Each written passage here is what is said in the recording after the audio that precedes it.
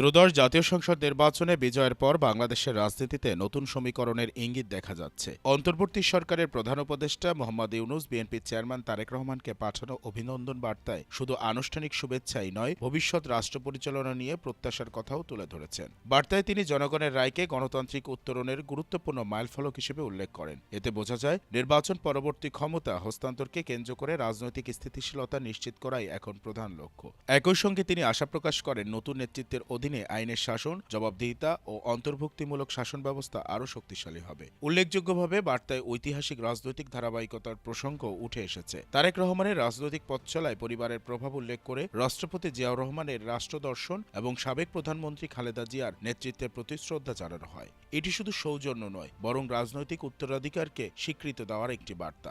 অর্থনীতি, প্রযুক্তি, জলবায়ু সহনশীলতা ও আন্তর্জাতিক কূটনীতিতে সক্রিয় ভূমিকার কথাও তুলে ধরা হয়েছে। ফলে স্পষ্ট হচ্ছে, আসন্ন সরকারকে শুধু রাজনৈতিক বৈধতা নয়, উন্নয়ন ও সংস্কার দুই ক্ষেত্রে বাস্তব ফল দেখাতে হবে। সার্বিকভাবে এই অভিনন্দন বার্তা বাংলাদেশের রাজনীতিতে সম্ভাব্য সহাবস্থান ও নরম রাজনৈতিক পরিবেশের আভাস দিচ্ছে। প্রতিদ্বন্দ্বিতার পর সহযোগিতার এই ভাষা কতটা বাস্তব রূপ পায়, সেটি এখন দেখার বিষয়।